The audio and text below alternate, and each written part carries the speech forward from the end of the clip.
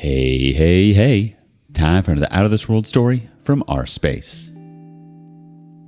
Love triangles and screaming matches, just another day in paradise.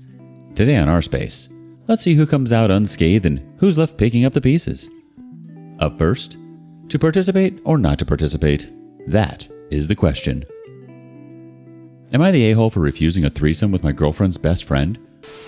My girlfriend and her best friend have been friends for almost their entire adult lives, and they've had threesomes with previous partners on both their sides.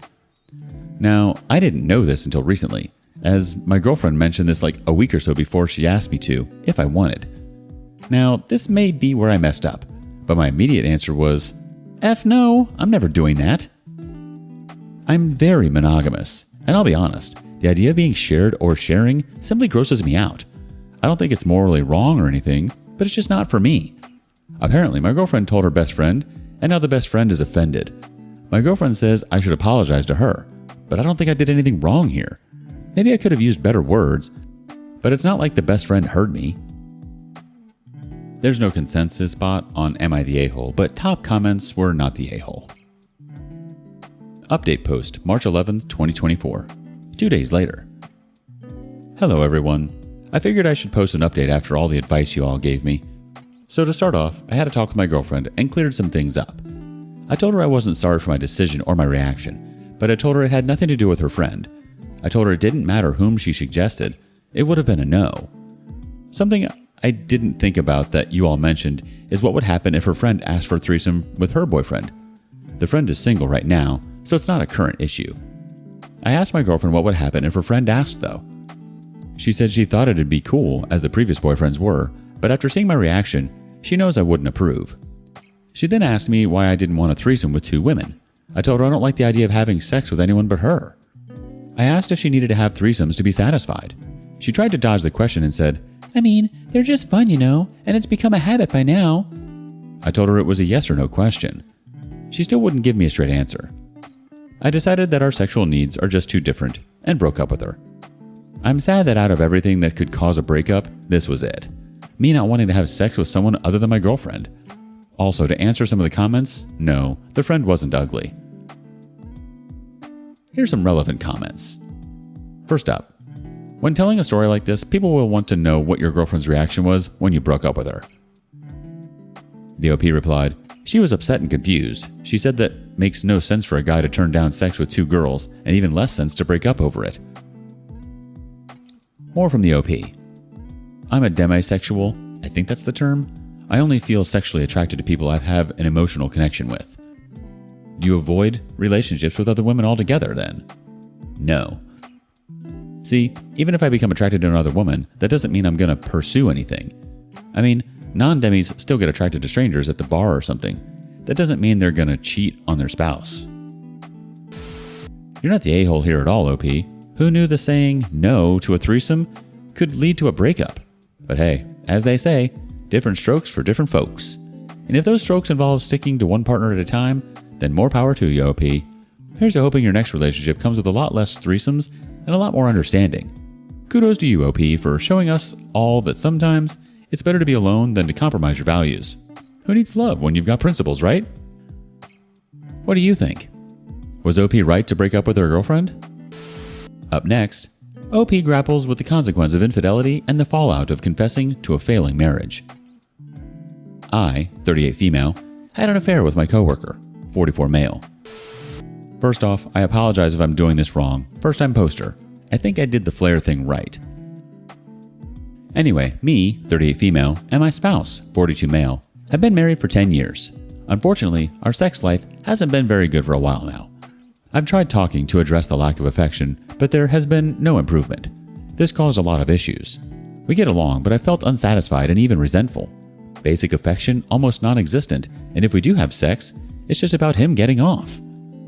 I have a coworker, 44 male, who started lightly flirting last year. We would talk a bit in passing. Talking turned into flirting, but eventually we crossed the line in January. From there, it was an on and off affair. Obviously, this wasn't the right thing to do. I told the coworker it was over last week and am now working on fixing my marriage, reconciling and moving forward. It's a terrifying feeling, but necessary. I guess I just wanted to let this out. I didn't want to make this too long, but I'll answer whatever questions are asked. And of course, there's a question. It goes like this. Have you given your spouse agency? Is he aware you've cheated? Relationship problems are 50-50, but affairs are not. That's 100% on you and you alone. A dead bedroom is a reason to leave if talking about it does not change anything. There's no justified excuse for cheating. First of all, stop making excuses and just try to act nonchalant about it. What you're doing is wrecking someone's life. If you're having intimacy problems, you have to talk to your spouse about it and work it out between the two of you. Don't bring in a third who will scratch your itch. Update. My 38 female confession couldn't have gone any worse. So to recap, I, 38 female, had an affair with my coworker, 44 male, after having a dead bedroom with my husband, 42 male. This had been going on for about 4 years. Felt like roommates. No affection, rarely sex, and it was just about him getting off. I cried, begged for him to come to counseling, and tried fixing it any way I could. He brushed it off. Then I started an affair that's been going on throughout this year. No, I'm not excusing what I've done, just giving context to the road traveled. So I decided to tell my husband. I accepted the fact that my marriage won't improve and that I just have false hope, and it would be best to let him know what I've done and accept that divorce is most likely the next step. I wrote 2 letters, one that would be very detailed and one that would skim over details.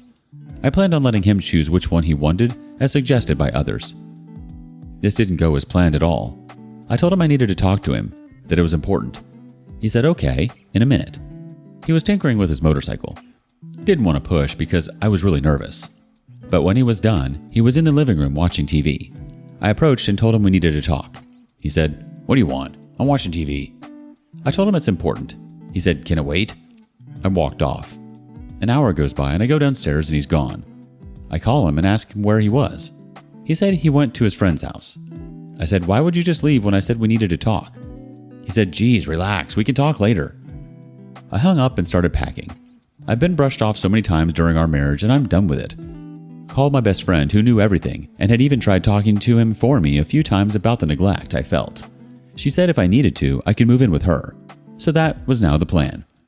Husband gets back while I'm still packing and asks what I'm doing. I said I'm leaving. He said, "What the hell is your problem?" This is when I lost it. Again, not saying this is okay, but this shows the amount of anger and resentment that I have. I didn't realize just how much resentment I had built up. I don't yell, but I began yelling at the top of my voice. "I'm effing done. I'm done being your effing roommate. I'm done begging you to show affection. I'm done begging to talk to you. I'm done trying to fix things by myself." "Geez, you're so dramatic. Heaven forbid I can relax for a bit." "All you do is relax. That's fine. Don't worry about it. I'm not bugging you anymore." "God, what is it?" "Don't worry about it. You never worried about it. Have laid next to you crying my eyes out, begging for you to give a dang. Begging you to just hold me, kiss me, hug me, hell, F me consistently. I've begged you to come to counseling or do anything that would show I'm not in this alone." "Oh, here we go. Boo-hoo. If you're so unhappy, how about you find someone else to screw around with?" "I have." "What?" "Since January." "Are you serious?" "Oh, now you care? Now that someone else has been doing what you were supposed to be doing, now you care? Nah, boo-hoo, right?" The screaming match continued, and I showed him the letters that I had wrote, but just said bluntly what I had been doing. Again, I never yelled, but I lost it. This was years of frustration triggered by being brushed off yet again. My best friend showed up. We were still arguing. Grabbed my bags and left. I was still going off in the car the entire ride. When we got to her place, I fell to my knees and started screaming, "This isn't what I wanted," over and over. Just completely broke. Because this really isn't what I wanted. I was so beyond happy when we got married. We were so in love. I don't know why it changed, and at this point it didn't matter. It was dead, and I helped kill it. My hope died right then, too. People say, "Why don't you just leave?" It was hope, as silly as you may think it is. It was hope that things would change. Even when you know it's unrealistic, you make yourself believe that maybe things can get back to where they were. I always felt guilty, but also always felt neglected, brushed aside and pushed away. This made me angrier than I realized. My best friend just held me and tried to calm me down. I napped, was so exhausted emotionally, felt sick and nervous about the argument, but there's no coming back from that. Went back this morning to grab the rest of my stuff. He made some sly comments which I ignored. Just told him I would be staying with my friend permanently, but will continue paying my half of the bills until things are settled. Would be unfair to leave him to pay everything. He said, "You're probably gonna be staying with some guy." I just responded with, "Whatever, bye." The reality is that I should have left a long time ago. Instead, I stayed and became something I never wanted to be. But again, saying just leave is so easy until it's you in that situation. This was supposed to be forever, but nope. So yeah, that's my update. I apologize if this is long or unclear or anything. Also apologize if this is triggering, but again, just goes to show how bad things got. This is my reality. And now for some community feedback. First up, I get how leaving rather than cheating is easier. Most cheating is just the easier path if we are being honest with ourselves, said than done, though millions of people do it every year. But it would be easier to be sympathetic if your affair partner wasn't married. Even separated, he is still married. You got yourself a real crap show on your hands now, and pretty much everyone involved is crappy or has done crappy things. But we are all of us responsible for our actions, and you choosing to have an affair with a married man, separated or not, is a serious lapse in judgment and character. Hope you choose your path forward with more consideration. I also wish you luck, because at the very least, now that the crap is exposed, you can all move towards being better people. Next comment. Not saying what you did was right, but telling your significant other you need to talk and them blowing you off means they don't care about you. You're both better off without one another. Try to move on and let him do the same. One more comment. Here's my problem. I know you said it was easier said than done, but the same confrontation you had with your confession is the same confrontation you should have had before you cheated. Easier said than done is a cop-out. You just did it, and now you have the cheater label for the rest of your life, and he will let everyone know you left him for another man. If he finds out who your married affair partner is, he will tell his wife as well, and now you just possibly ended 2 marriages. So what's easier? Confronting him, telling him to change or divorce, and have an extramarital affair with lies and effing another woman's husband?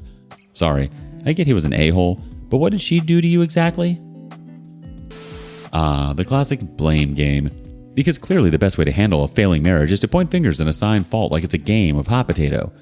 What's introspection and self-awareness when you can just blame each other for everything that's gone wrong? Who knew that till death do us part actually meant till someone else comes along? You certainly stirred up a hornet's nest of ethical dilemmas. On one hand, you were clearly feeling neglected and unfulfilled in your marriage, and communication with your spouse seemed to have hit a dead end. It's understandable that you reached a breaking point and felt the need to confront your partner about the state of your relationship. However, choosing to have an affair as a solution to marital problems is generally not considered the right course of action. What do you make of this? And thank you for joining us today on Our Space. Be sure to like and subscribe and hit that notification bell so you don't miss out on our next video. See you next time.